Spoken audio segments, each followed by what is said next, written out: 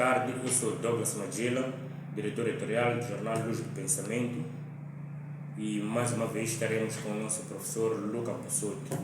O professor Luca Bussotti é autor de um artigo bastante interessante que tem como tema o papel das eleições na transição inversa. Nós julgamos esse tema oportuno porque estamos também num ano eleitoral e não só, porque as questões eleitorais nos últimos dias têm sido as mais quentes. Portanto, professor Luca Bussotti, pedimos para que saúde, em primeiro lugar, aos nossos telespectadores, mas a partir de já respondendo à nossa questão. A transição inversa não é um evento oficial, ou seja, não é um acontecimento que tenha sido registrado, né, em nenhum dos momentos da nossa história, mas que o professor refere, aliás, coloca como expressão-chave já no seu tema. Pode nos dizer o que é que quis dizer com a expressão transição inversa? Olá, Douglas, obrigado pelo convite e pelas questões, e quero também saudar todos os telespectadores da TV Chisca. Começo a responder a tua questão. Por que este artigo traz o título de A Transição Inversa? Quando se fala de transição democrática, geralmente se entende um processo. De fato, como bem dizias, a transição não é um fato, não é um fenômeno, mas é um processo, por vezes, demorado. Agora, este processo, quando se fala de processo de regimes monopartidários para regimes pluralistas e, portanto, democráticos, subentende várias medidas necessárias para chegar, por assim dizer, a uma maturidade democrática. Essas medidas são, acima de tudo, a realização de processos eleitorais transparentes. Mas isso não é suficiente. Ou seja, além dos processos eleitorais, deve haver por detrás deles uma organização do Estado que, como se costuma dizer, em que os poderes devem ser autônomos e separados. Portanto, o poder executivo, o poder legislativo, o poder judiciário, eu diria também o quarto poder, ou seja, o poder da imprensa. Agora, no início dessas transições, ou seja, nos anos 90, vários investigadores, no artigo eu cito um deles, um dos maiores, inclusivamente, estudiosos da África e também da África lusófona, ou seja, Chabal, se perguntaram se não era possível, agora leio traduzindo porque a citação está em inglês, implementar em África, portanto, um sistema político em que as oposições políticas possam formar, organizar, competir de uma forma livre em eleições transparentes e assumir o poder se forem eleitos. Agora, portanto, essa era a questão. Ou seja, é possível termos uma democracia, por assim dizer, minimalista, ou seja, baseada essencialmente nos processos eleitorais? Essa era a questão. E digamos que muitos observadores naquela altura respondiam que sim, que era possível, pelo menos era um bom começo.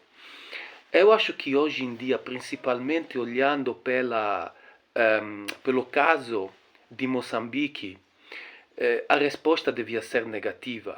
Ou seja, termos um sistema constitucionalmente democrático, mas em que nós temos apenas eleições formalmente livres, mas depois não temos um sistema, por exemplo, de check and balance, por exemplo, no parlamento, entre maioria e oposição.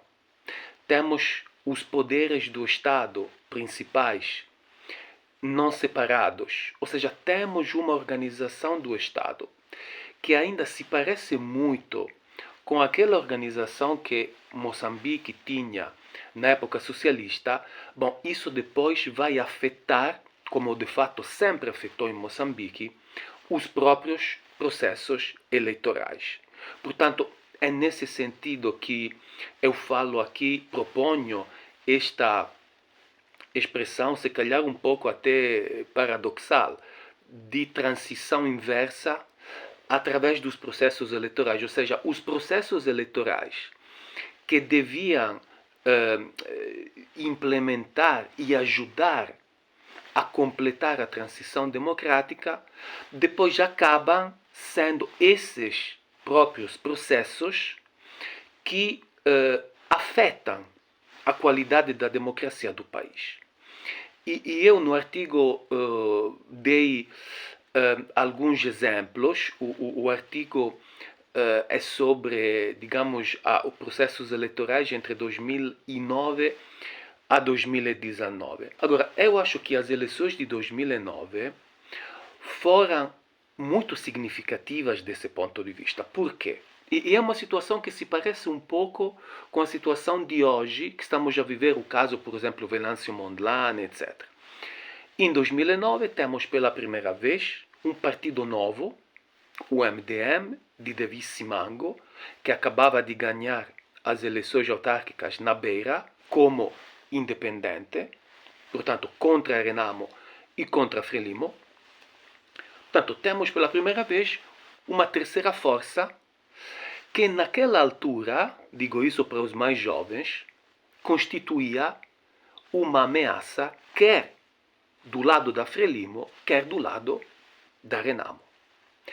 Agora, quais foram as medidas que principalmente a Frelimo assumiu para fazer com que o MDM não pudesse competir em pé de igualdade nas eleições legislativas e presidenciais de 2009? Bom, foi, digamos assim, uma medida preventiva. Ou seja, vou ler aqui alguns dados. De 29 candidatos à presidência, 10 foram excluídos por razões formais por parte da CNE. O MDM ficou fora de 9 dos 14 círculos eleitorais dentro e fora do país. Portanto, isso significava que o MDM não podia ganhar a maioria dos assentos no Parlamento, porque concorreu apenas em 5 círculos eleitorais. E aquilo que também e portanto, digamos, o risco foi quebrado de antemão. E o problema foi resolvido dessa forma. E não é por acaso que as eleições de 2009 a Frelimo teve uma maioria esmagadora de 75%. E a Renamo teve cerca de 16% dos votos. Portanto, foi, digamos, uma vitória retumbante por parte da Frelimo. Mas a Renamo conseguiu fazer com que se mantivesse no segundo lugar, ou seja, como primeira força de oposição. Certamente, se o MDM tivesse concorrido em todos os círculos eleitorais, teria chegado no segundo lugar, portanto, à frente da Renamo. Professor, a democracia moçambicana se reduz a um autoritarismo competitivo. Essa linda expressão também, autoritarismo competitivo, retiramos desse artigo bastante pertinente para nós, quando o professor se referia à vitória de Joaquim Santos no ano de 1999. Então chegou a essa conclusão de que a nossa democracia é de um autoritarismo competitivo. Professor, também pedimos para que nos explique detalhadamente o que é que nós podemos compreender com autoritarismo competitivo. Sim, Douglas, este é outro conceito muito importante que não é meu, eu utilizei, mas é preciso dizer que quem introduziu esse conceito foi Levitsky, juntamente com Weil, que são dois estudiosos de ciência política e que escreveram inclusivamente sobre questões africanas. Eles, em 2002, publicaram um artigo muito importante e é preciso também ver qual era, digamos assim, o subtítulo deste artigo. O artigo se intitulava Autoritarismo Competitivo, subtítulo era Elections Without Democracy, ou seja, eleições sem democracia. E, portanto, acho que o subtítulo diz tudo. Ou seja, são modelos de organização de estados em que se realizam eleições, mas essas eleições são meramente formais. Portanto, não são eleições que subentendem um sistema democrático de governação. E pela primeira vez, esta definição foi aplicada ao grupo dos estados de Visegrad, ou seja, uma boa parte daqueles estados da Europa Oriental que antigamente estavam sob a alçada da União Soviética, que começaram uma transformação depois da queda do Muro de Berlim rumo à democracia, mas que depois começaram a se desdemocratizar, ou seja, o processo de democratização recuou. E é um pouco aquilo que aconteceu com Moçambique também, porque Moçambique, apesar das eleições de 99, que foram eleições provavelmente muito fraudulentas, mas digamos que Moçambique estava indo para um sistema de separação de poderes, de respeito da liberdade de imprensa, de expressão, só que depois, como vimos antes, principalmente com as eleições, em parte com a primeira governação de Guebuza, mas principalmente a partir de 2009, o recuo democrático foi considerável. E, portanto, é por isso que eu também usei essa expressão de autoritarismo competitivo no seio do meu artigo.